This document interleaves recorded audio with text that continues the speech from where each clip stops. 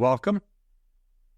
My name is Dan Weiskopf. I am the ETF professor and also portfolio manager at Tidal Financial Group. Thanks for joining us, everybody.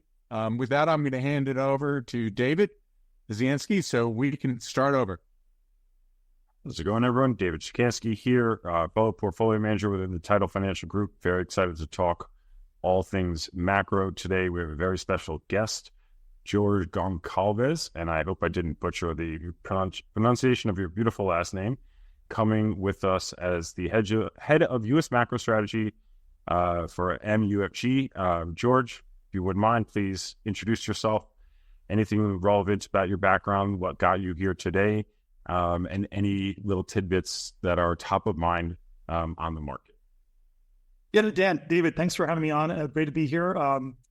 So I'm a fixed income strategist, really doing macro strategy through the lens of really the fixed income markets.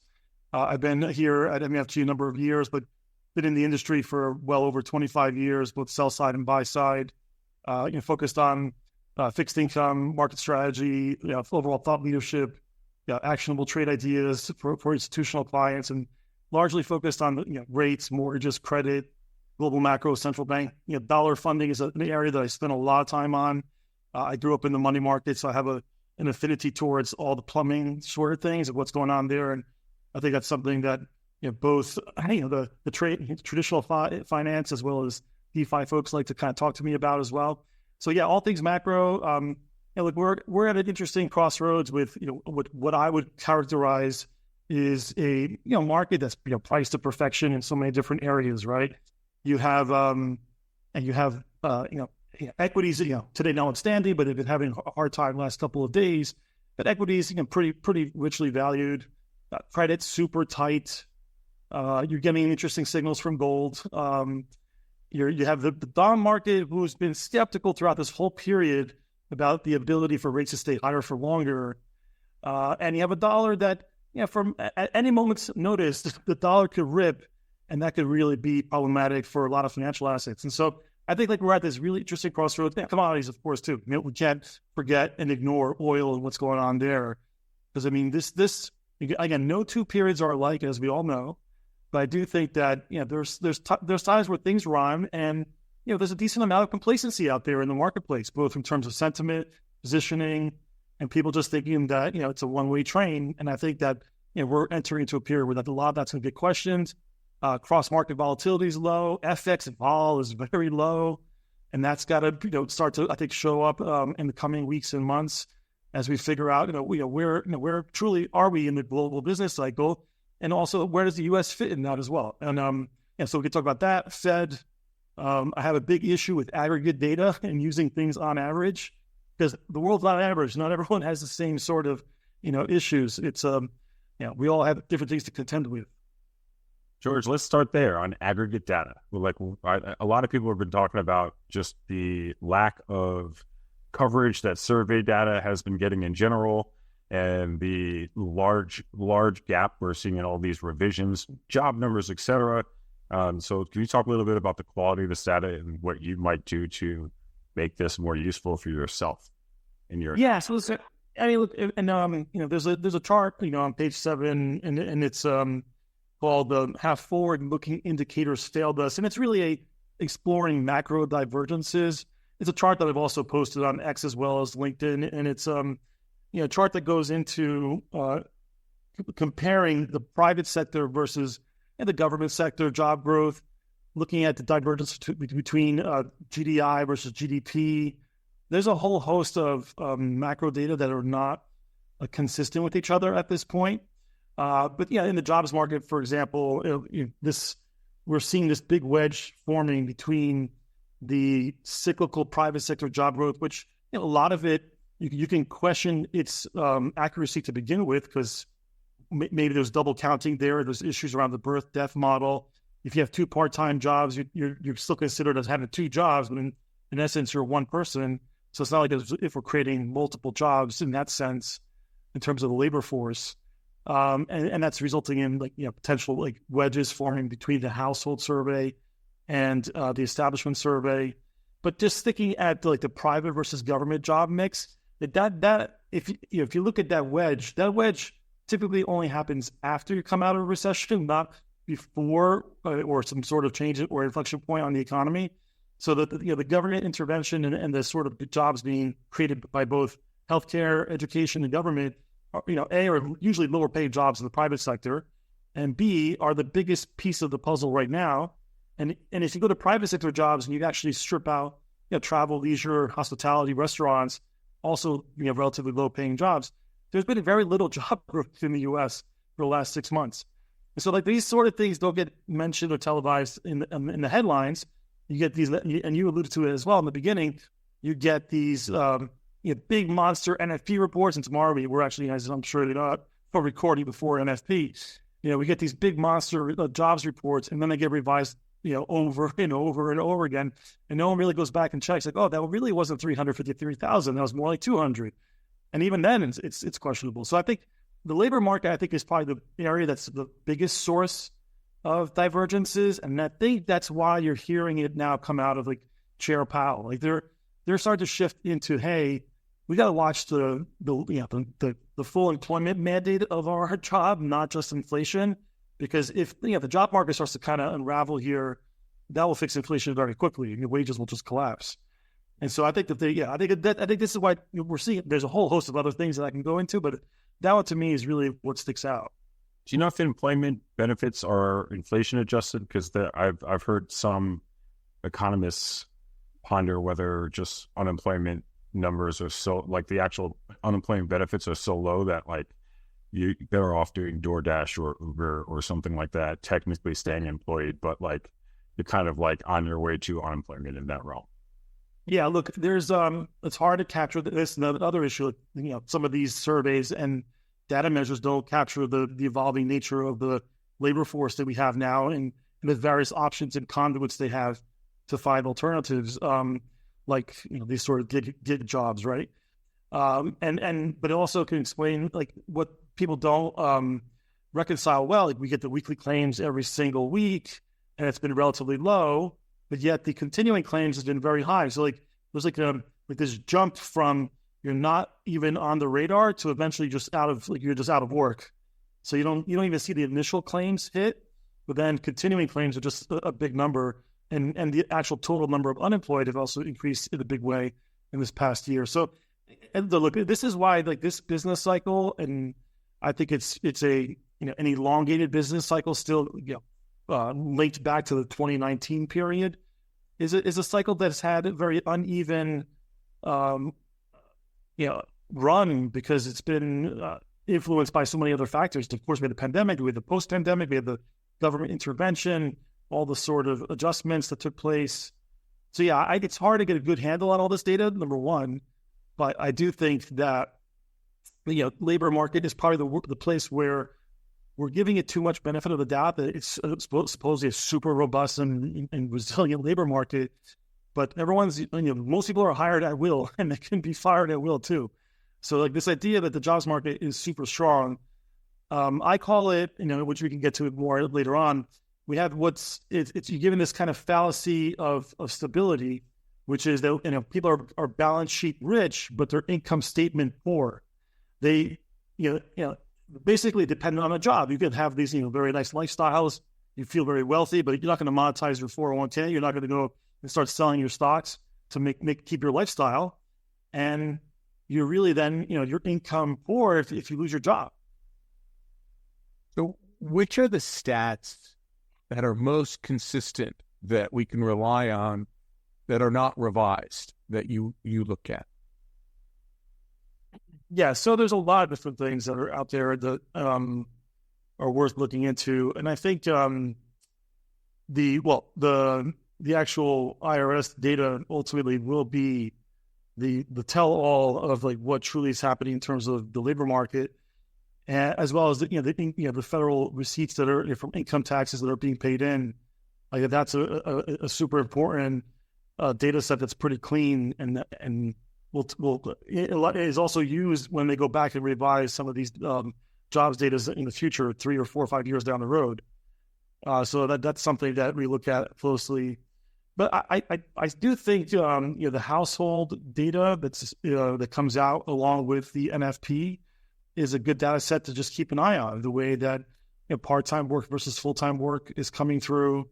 The hours worked is pretty honest data as well.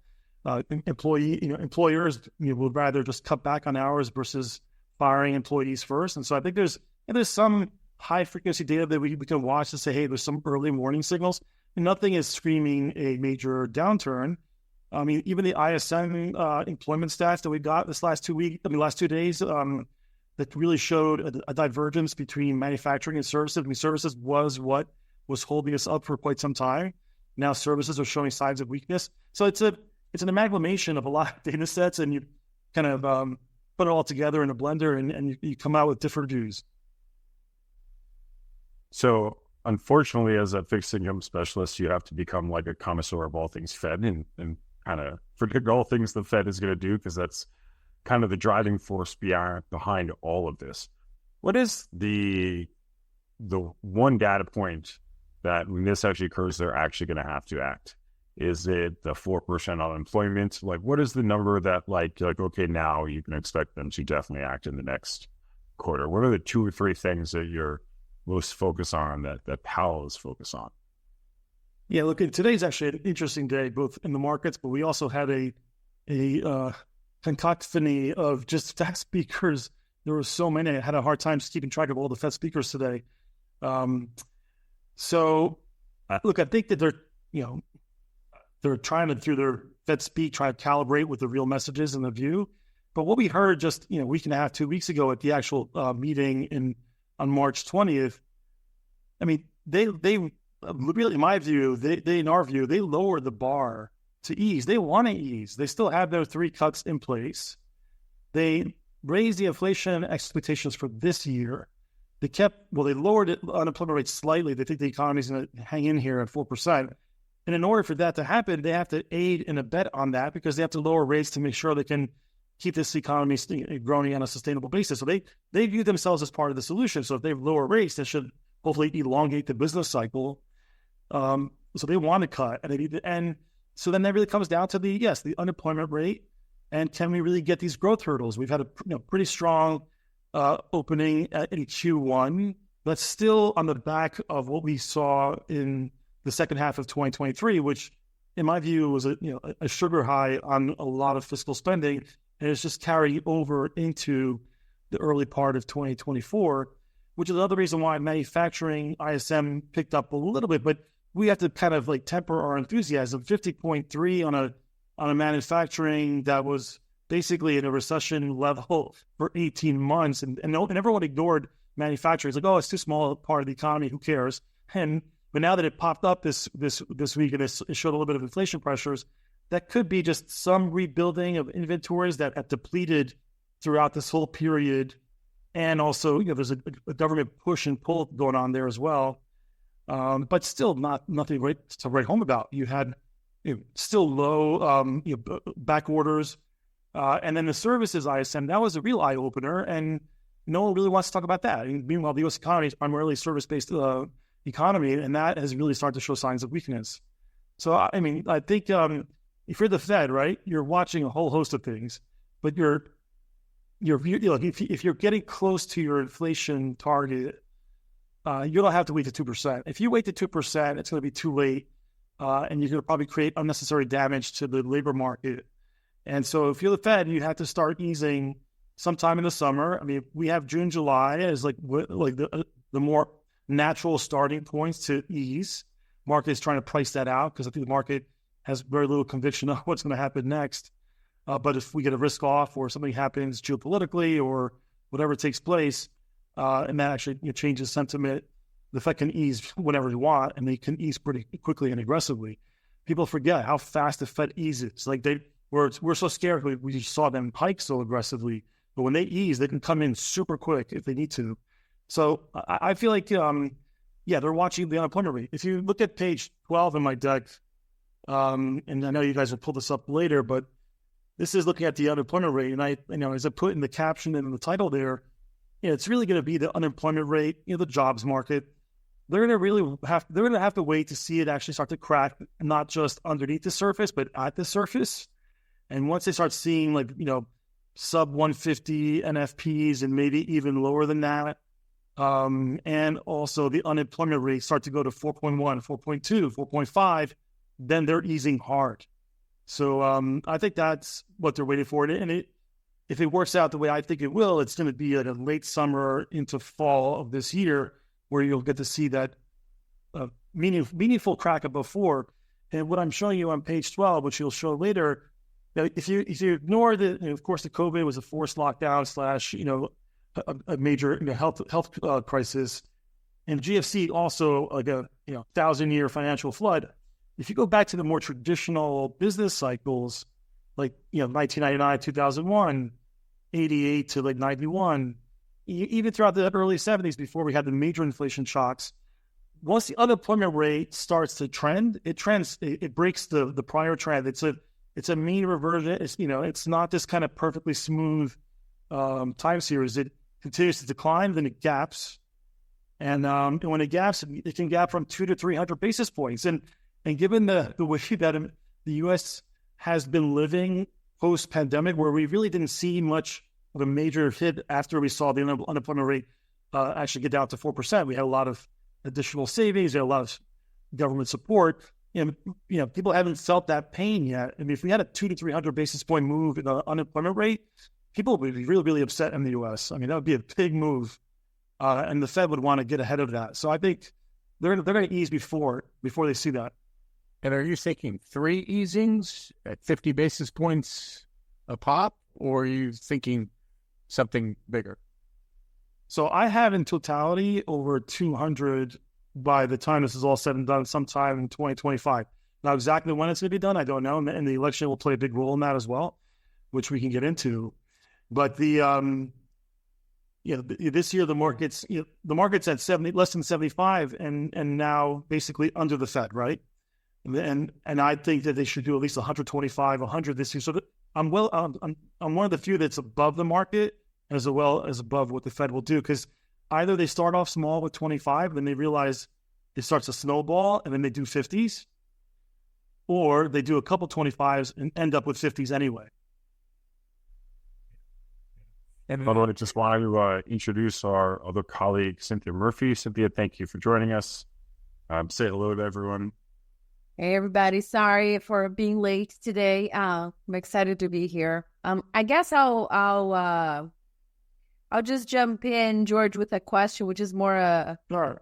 Here I caught a little bit of the first part of talking about the data quality and all that. And I have to say, I actually don't understand if you think about how this isn't just one big case for index investing. And I say that because here you have the market is in the business of pricing expectations that are data-driven, but the data is not credible or reliable. And we're obsessed with the Fed, who's also had the credibility crisis. So in a way, it's like, I don't even know what the exercise is. How do we know what comes ahead to a certain level? So it, to me, is just one big case for just own the market, because sounds like everything can go wrong and everything could go right. I don't know. Look, obviously there's merits and there's natural born diversification, as you all know better than I do. And that's not my area of expertise. But I do think that it does make it much more challenging. And look, in general, this macro environment has been one of the more difficult ones that I've had to traverse in the last 25, 30 years. Sometimes you think you have figured it out, and then by the time you figure it out, this whole new set of information comes through. So, there obviously is, merits in having, core strategies and employing them and being, thoughtful on the margin, because you're right, nobody has a crystal ball.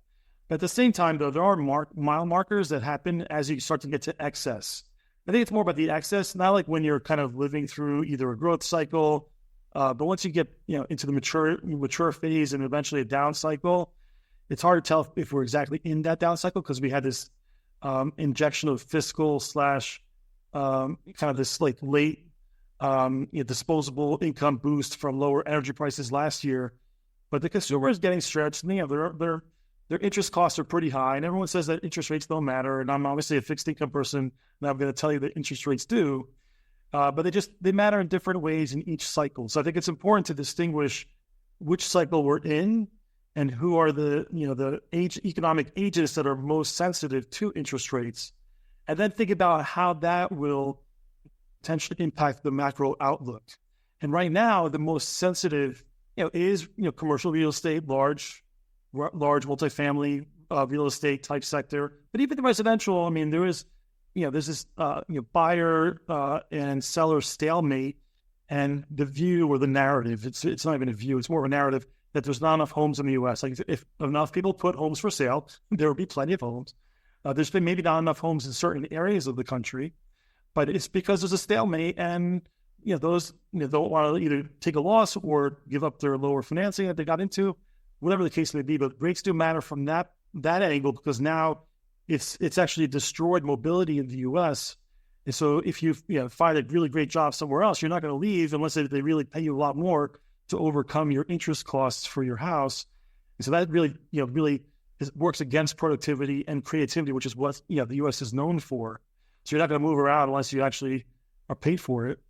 And so I do think that rates matter from that point of view. And then there is the non-mortgage interest expense, which is something I've been focused on a lot, and identifying that interest expense through consumer discretionary, autos, this kind of like durable goods stuff that people are putting on credit, or just financing their lifestyle, because there's still an element of YOLO and revenge spending throughout the economy. But the bills are starting to show up, and you're getting hit with a couple of compounding features. One, the price of everything is basically up, so your balances are growing because everything's more expensive, and the interest expense now is a lot higher because the Fed jacked up rates, and so you have this double whammy where a car used to cost $35,000, now it costs $50,000, and you used to finance it at 0 or 2%, and now you're financing it at 9%. Those non-mortgage interest expenses, for the first time in U.S. history, from what I can tell, going back as far as I can, that is now equal to mortgage interest. So, like, we have now basically the average household, which I don't like using average, but on average, the interest expense between mortgages and non-mortgage interest, everything else that's consumer finance related, is almost equal in terms of dollar terms. So this is when the interest rate starts to really hit the consumer. They start realizing, I can't just keep spending without abandonment, that I have to start cutting back. And so that this is like the way that works. And then the biggest piece of the puzzle, which many folks talk about it on X and everywhere else in social media and financial media, is the interest expense of the U.S. government and how big that is, and how we've now incorporated the U.S. government as a bigger part of our economy. So then we should be mindful of, can we afford to keep issuing this much debt as well as these high levels of interest? Because eventually it'll start eating into other social programs, or we're going to have to print more money, and then that's inflationary. So these things matter. Interest rates still do matter. It's just that we're just used to looking at it through the corporate channel or the housing market, and even there's issues. But the big ones are the consumer and the U.S. government, and rates are too high. We can't keep them here if we expect if the government is going to be this big part of our economy, regardless if you like it or not. If it's such a big component of economic activity, you can't make it super expensive on that to keep it going. Well, you're specifically talking really about the U.S. here, of course, right? But we don't live in a bubble, although we might think we do, right? And I see that you're talking about lowering interest rates because that's going to reduce our cost of capital here in the U.S. Right? Yes. And I think often people forget that a recession, especially a mild recession, can be healthy, right? Yes. But can the Fed open the door to a healthy recession and allow for it to occur? We'll see. What we do know is that they have, penciled in a pretty optimistic outlook that the unemployment rate, again, will be basically 4% for the next 3 years. Again, if you look at the chart that I have on page 12, it rarely stays at the same level for more than months or a year, let alone 4 years, right? And so like this idea that we're not going to have the unemployment rate ever move, and that rates are going to gracefully come down and everything's going to magically work. I mean, it is one of the many possible outcomes. I just assign a very low probability that that's going to be the base case. And don't forget, like the inflation number is landing perfectly like a Boeing jet coming down out of the plane, right? Like that's expected too. But I mean, honestly, if you've seen all other economic data, you'll probably expect that to also come in a wave-like form where it goes above and then below and then above and below and kind of eventually settles just like everything else. And we will freak out every step of the way because that is what we do. Can I one last question on the residential real estate side? So one thing I think that is not discussed often is, yes, we left this world of negative yielding government debt, right? We now have negative yielding homes, right? In all 50 states, it's cheaper to be a renter than a homeowner for a brand new home. So we legitimately have negative yielding asset class that is your primary residence, and we've deemed it that much more valuable because of inflation and work from home, et cetera. But like, how long can that actually persist in any market, right? Like interest rates would have to come down, as we were talking about before the show, well below 6% on the 30-year for that number to revert for the 50 states, let alone how far it would have to drop to revert for the coastal cities, whose numbers are even more diverted between cost of ownership and cost of renter. Yeah, again, on aggregate, I'm going to go back to the aggregate because it's what we have. The housing affordability is at one of the worst levels it's ever been in U.S. history. I mean, pre-COVID, it was $60,000 to qualify for a median home. Now it's over $100,000, and not everyone's income has gone up 60, 80% in the last 4 years. And so this truly has created that wedge in terms of the availability to get the median home in the U.S. And so, yes, what will have to happen is either a price adjustment and or rates have to come down a lot. And the thing is, though, at this point, we can't have rates come back down to where they were. The 3% mortgage, I mean, of course, is it possible? Again, you never want to say that you'll never see it happen, because there's always a possibility if we get into a deflationary down cycle in the future. But as things stand, I mean, that's probably gone by the wayside. So we're not going to go back to 3. And so let's say if it's 5 to 6 is the mortgage rate that maybe we get to if once we stabilize and we realize that the Fed can't cut rates to 0 again, because that will just create a whole other liquidity pump into the financial markets, as well as create more inflation. So then this will require a readjustment in housing prices too. And the fact that it hasn't happened doesn't mean it won't happen. This is a big potential issue, because housing is still, especially for the cohorts down, from the 90% down to the bottom quintiles, the housing is still the largest asset for most Americans. And so, if that were to see a 15%, 20% hit, I think, that would be much more dramatic and hurt more than if stocks were to go down the equivalent. George, along those same lines, what are your thoughts around commodities these days and how they're performing? So the one that's most interesting, which I know we've all been watching, of course, is gold and what gold is doing, especially gold relative to real rates. Is gold picking up on other sort of factors going on globally? We just don't know. I mean, there's been an ongoing trend for years now that central banks have been acquiring more and more gold, and gold, as a store of value, has been around forever. So it's now having its moment in the sun. The other commodities, I am a little bit concerned about oil, especially considering the geopolitical side. If we were to see, as we head into the summer driving season, gasoline prices continue to move up, if we have difficulties around cracking the crack spread, if it's hard to just kind of get refineries to actually reduce the inventories that we need on gasoline, I think that that would be one of like the final draws for a pretty stretched consumer. If we got a pretty big move higher in oil, again, not like 2008, because I'm not saying that this is analogous to 2008, but a serious move above 100, 110, 120 again on oil, and gasoline prices close to $5 or more, or $4.50, $5.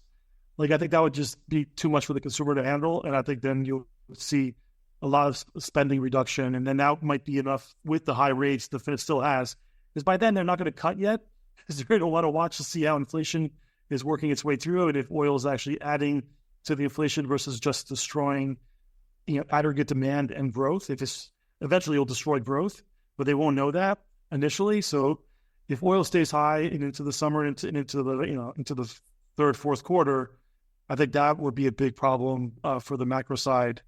And I think there's a real distinct possibility that it might happen. So I'm watching oil. The 10-year Treasury is my bailiwick. And like, will that start to break out from the channel as well? Because we've had an amazing risk-on move that has really rekindled the animal spirits and the idea that the wealth effect is here and it's going to create another leg for the economy. Really since October 31st and November 1st of last year, when we saw the Fed starting to pivot, but also the U.S. government issuing less long-term bonds, or at least as a mix between long-term and short-term.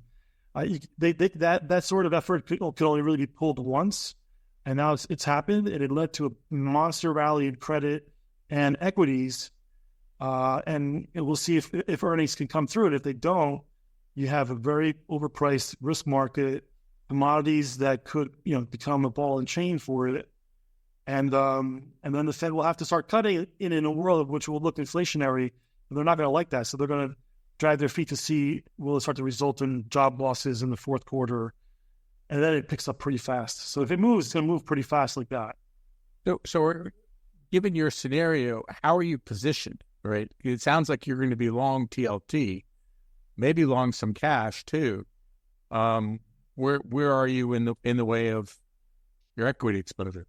Yeah, so I can't speak to specific ETF structures or securities, but just in general, duration-wise, I mean, this argues for a steepener.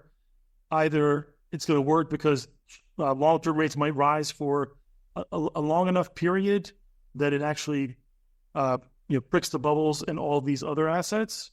So long-term rates could rise a little bit here, but not much. I think that there's going to be contained. It's hard to get rates back up to 5% if we're now about to enter this the deceleration phase.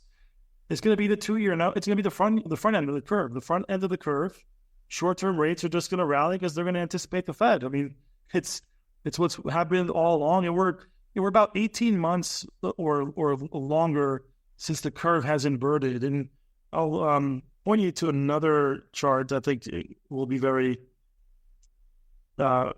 easy to pick this up. I think would be helpful to view visually. If you go to page 40,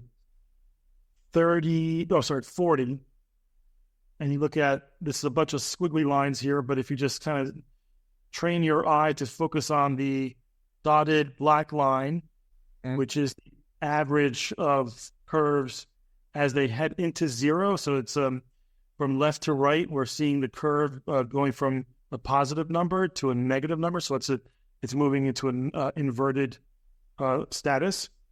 And then it doesn't stay inverted forever. Eventually it disinverts. And it's about now, usually when it starts to disinvert, about 18 months in, we've only seen a really one longer and odd curve environment was like the 1978 experience. But other than that, we're very close to that point where over the course of the summer and into the fall, the curve's going to disinvert either naturally or if it's going to be through bear steepening, that's going to be really bad for risk assets. And if it's the Fed that's doing the disinversion, that's their way of trying to soft land. But if they're doing it, it means that something probably changed macro-wise, and then other assets will pick up on that as well. So we're at that point where disinversions are going to happen. If it's led by long-term rates, that is going to be much more problematic for all assets, because it was the decline in long-term rates from November of last year to the end of the year, and then it's been waffling around in a range, the 10-year, somewhere between 4 and 440. If we broke above 440, I think, and made a move to like 460, 470, that would be enough to take down the stock market. And sell in May, go away will happen in April, and that could be enough to then get the Fed to catalyze and say, hey, financial conditions do matter, and if they get too tight, and we unwind all of the gains from November, then it's going to also eventually impact corporates' willingness to hire jobs, and it just kind of snowballs from there. So we're at this very interesting crossroads that's plus or minus maximum 6 months for these theories to kind of pan out. Where do you see the Fed's balance sheet tapering off? Is it at that 7.5 level that the Fed has been indicating? And a question from the crowd, do you see any future, or what do you see as potential future unintended consequences from such a large perpetual balance sheet? And that's a great question. And I mean, a number of folks have mentioned like the potential for a liquidity withdrawal, and also one that could be rather acute and coming soon. If you were to look at the page 35 in my deck, you'll see 4 lines there. The top line is the Treasury holdings, which are shrinking very slowly through the quantitative tightening process. The purple line is the mortgage portfolio, which is also shrinking very slowly. Then you have the black line, which is bank reserves, which is on the liability sides of the Fed's portfolio, and the red line is the reverse repo, which primarily being used by money market funds. And then I have some key mile markers. Yeah, and you see it at the start of the QT program, the debt ceiling resolution last year in early June, and then where we are now. What matters most is bank reserves, just bank liquidity, and the composition of the Fed's portfolio. And what we've heard from them, they want to get to a shorter duration portfolio. They have mostly long duration assets. I don't think they're going to sell their assets. This market couldn't handle that. But what they could do is slow down the pace of how the bonds roll off the portfolio, and then eventually take some of the money and reallocate it down the curve into other short-term treasuries, which again also supports for kind of a steeper curve. There's a potential compounding issue that's going to happen in Q2, which is April 15th, which is coming up. Everyone pays their taxes. That's going to be a big drain on cash after a pretty monster run of equities last year, as well as crypto and everything else. That if you have to pay your taxes, you're going to source liquidity from the money markets, and that could come out of the RRP. You have also a lot of just kind of treasury issuance things that are happening throughout the Q2, which might drain a lot of liquidity. So it argues for the Fed to, what people are saying, taper the balance sheet, or taper the QT, or slow it down, because right now it's shrinking at about 80 billion per month. And what I'm showing you there is like, if they slow it down to 40 billion per month, then that'll be manageable for most of the banking system. But a general kind of theme that I've had, which I didn't mention early at the start, but it's kind of embedded in this whole idea that aggregate data doesn't really tell the full story. But the same thing is true about liquidity metrics, about overall flows. There's have and have-nots all throughout in the industry, in the system. Some banks have more liquidity, some banks have less liquidity. So if they were to not change QT in the next meeting, which is in May, then we can start to see liquidity drain pretty fast into the summer, which would be another catalyst for kind of a risk-off for financial assets. So I think they had to do something, and they're going to have to do something quick. Coming into this year, we were all concerned with this walled maturity, right? Which essentially means companies or governments or entities of any kind that have a big percentage of their debt outstanding coming due in the coming years. So they will have to deal with a large percentage of their debt. That is still obviously the case for our government, but actually in the first quarter, there was a decent amount of debt issuance, and some of the corporate market was actually able to push their walled maturity out. So now it seems on average that actually our government has the shorter maturity wall, and corporates have pushed it out a little bit.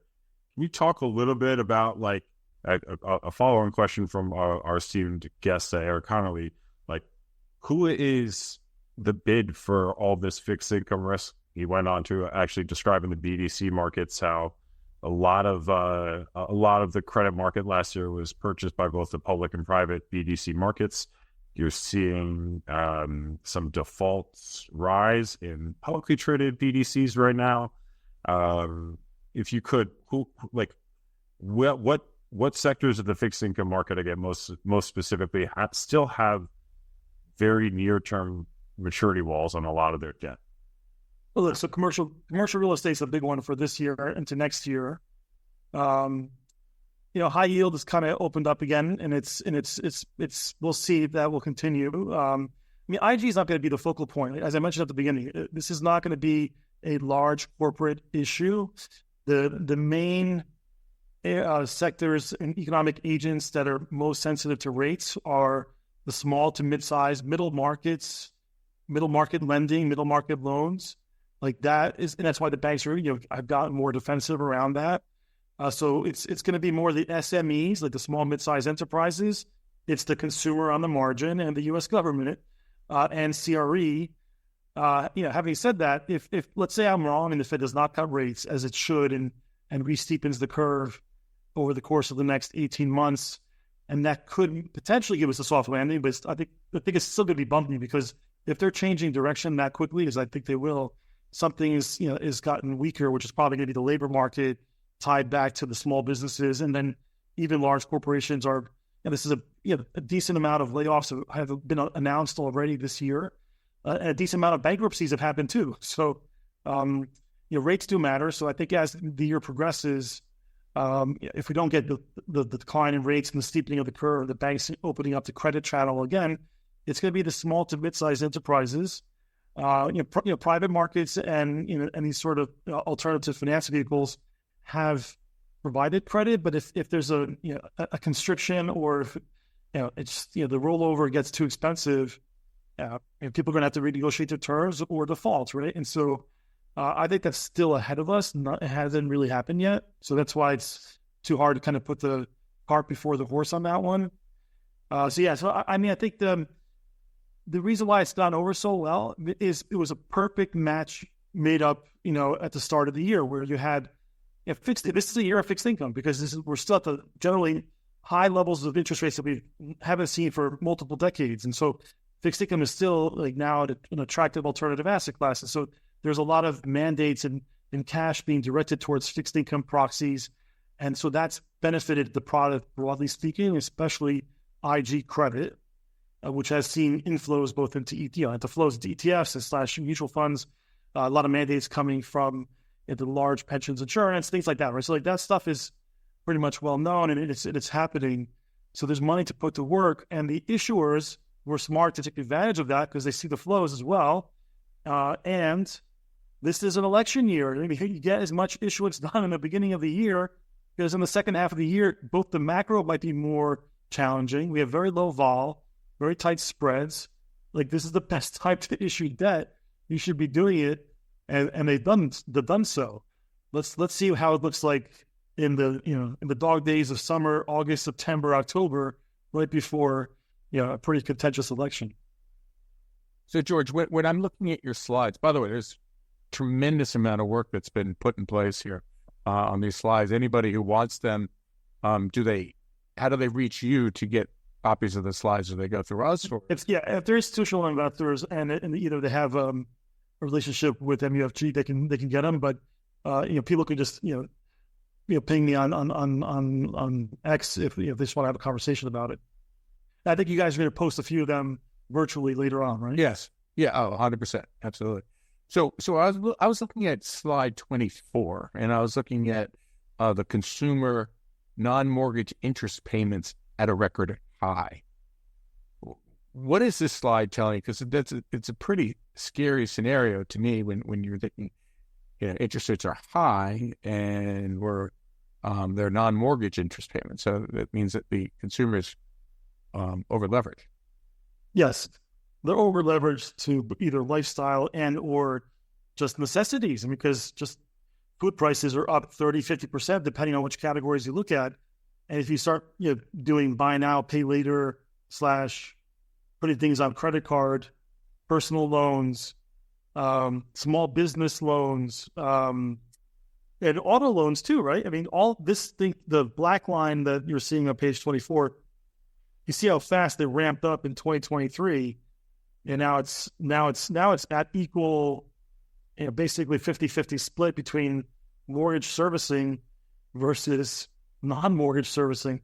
I mean, I think we probably all, agree, I think. You guys tell me, but you're probably going to pay your mortgage first before everything else. So I think, the mortgage delinquencies, I'm not worried about mortgage delinquencies as much. You're going to preserve your house first above everything else. But on the other credit that's been granted, and unless that black line comes down, and the only way that comes down is because a lot of it's fixed, there's a lot of it's floating type debt, is if the Fed cuts rates, right? So if the Fed cuts rates, that black line comes down, and that could give some relief to the consumer. But they've taken on both larger balances and are not just home-related expenses, but it's basically everything else. And yeah, that's one of my scary charts. And this is one of kind of like my conclusion charts that says rates do matter. They just take time to show up, and now they're showing up. Yep. What do you think about areas of residential with high percentage of non-mortgage homes that are dealing with other rising costs, such as like coastal costs to insurance, et cetera? Like, I think those are potential pockets of increased supply into the housing market to come, because those are only people who can move without it being a huge hit, because they don't have to give up the asset that is a 27-year mortgage, right? That's right. Yeah, no, it's a great point. I mean, I think that's why I think I try to break down narratives and not just get stuck in and believe that what is being pitched is the actual reality of what's happening on the ground. And this idea that, like as we mentioned at the start, there could be housing supply. The irony, and this is why you almost have to be open-minded, number one, regardless, because this world is very difficult to handicap. And it's been so challenging post-pandemic. But because everything almost feels like a little bit upside down, you have to kind of think in a different way. So work with me here. If rates actually do go down, we're probably going to see a lot more mortgage inventory or housing inventory hit the actual housing market, because then people might want to move. They say, hey, you know what? I know I'm never going to get a 3%, but I'll take a 5%. And so then that's when you're going to get the natural clearing price for housing. And everyone says, oh, yeah, but because people have been bidding up houses, it's going to create even higher housing prices. I take the other side of that, because if rates are going down, the macro conditions are getting weaker, you're worried about your job, or you're finding a new job somewhere else in the country, you're not going to try to outbid the other home. So I think the irony will be that if we actually were to see rates go down, housing stock or supply would rise, and that would actually lower housing prices, which would probably be a good thing, because that big pump high or post or pre or during pandemic, 50%, right? We had a 50% rise in the housing valuations across the U.S. on average. It's really shut out a lot of people from the housing market. So I think a 10-20% correction would not be the end of the world, but it might be an issue for some on the margin. And for those that don't have mortgages, and if they have reoccurring expenses that keep going up, they might look to downsize, to your point. So I think that all this is coming, just that it just hasn't happened yet because it's been such an unusual business cycle. That's the absorption rate, right? The kind of delta in supply and demand with changes in interest rates. I think that's definitely something that's overlooked, and everyone's looking at historical playbooks of things of that sorts. And you've never looked at it in this fashion with so many people having the asset that is the 30-year mortgage, right? This is a unique perspective in that. So I agree that the supply could totally be a bigger wave than the demand that no one's anticipating at all, and there solves the gap between home prices and rental. There you go. No, there you go. And look, and people always do forget that we had a 40-year bond bull market. We're probably going to go sideways if we're lucky, somewhere between 2.5% to 5% on average, bouncing around in interest rates is what I envision. And housing benefited from the leverage. I mean, those home prices went up a lot because rates kept coming down, and like that's going to no longer be the case. It's now to come back to just potential wage growth and supply and demand in housing. And like if you don't have that tailwind of interest rates always making the home price go up, I mean, most Americans haven't lived. They don't understand what that means because for 40 years housing just kept going up because rates kept going down. Along those lines, do you remember during COVID the conversations about the Treasury borrowing for 100 years? Could you have imagined, if that had happened, and what would have loaned them the money for 100 years? I mean, well, I mean, if you actually, if you look at page 44, I think this is actually one of my favorite charts. If might. You saw it? Yeah, no, I love it. Speak to it. It's great. Yeah. So I think who's going to loan it to it? It's going to be us, because we're now finally getting paid a decent interest on the risk-free rate and for the risk-free bond. That plus credit on top of it, fixed income in general now is an attractive asset class. If you look at this chart, it's a long history going back to the 50s of who were the owners of the Treasury market over time, and I overlay key regulatory environments that changed the nature of who's buying what and why. The biggest one, of course, was the closing of the gold window, which really then drove an increase of foreign investors because the petrodollar system was invented, as we all know, right? And then you had a bunch of other banking system accords. And what we were really all trying to kind of wrestle with, we were just trying to understand that, the U.S. dollar and the U.S. Treasury as the collateral for it is the reserve currency and what drives the building blocks of the global financial system. And again, that's how it worked. But in the 70s and 80s, we were still pretty new to this and didn't realize what was taking place. But from the 1990s onward, and also the repealing of the Glass-Steagall Act, and then the massive commodity boom, we had nearly 50%, and then of course China coming online, we had nearly 50% of our debt being held by foreigners. Now it's like about 30, and the largest owners are U.S. investors again, and that's probably going to keep going up as long as rates don't go back to zero. So yeah, we would finance it. We're going to end up becoming larger and larger holders of our own debt, and that has huge implications over a 20, 30-year window if we stay here. And the Fed doesn't have to buy as much either. The banks will buy, the pensions will buy, high net worth will buy. And so yeah, this dramatic U-turn that I'm showing you here on page 44, that black line, really took place right after COVID. The next step in becoming Japan. So, yeah, absolutely. Well, obviously, I studied Japan very well, and I work at a Japanese bank. And this is called the domestication of your bond market. And we're seeing it happen real time. This is like what happened in Japan in the late 80s, early 90s. Similar charts. I just don't have it with me, but very similar on how it looks like. Eventually, you have to rely on your domestic population to finance your debt. Yeah, I have to say I have a couple things. One is very, very sombering outlook. I was going to ask, the big takeaway here is that this is the big inflection point. So what's the key thing to look for? But I'm afraid to ask, so I think I won't. We'll just leave that in the air because I don't think I want to know. I just wanted to echo Dan's point. I mean, this deck, this macro in pictures is amazing. So I would encourage everybody to reach out. George's handle on Twitter, I'm looking it up here. It's @bondstrategist. So hit George on Twitter and ask to see this deck because it really is an impressive piece of work. So George, thank you so much for joining us today. And we've learned a lot, and we may need a drink now after all this. When you guys get next time, I'll make sure to get the bar setting. It's a nice look, and I'll make sure it works. And thanks for inviting me, and thanks for the questions. And I'm glad you guys found it useful. And I'm easy, approachable guy, and I think all investors usually kind of will say that. So feel free to stay in touch. Thank you so much.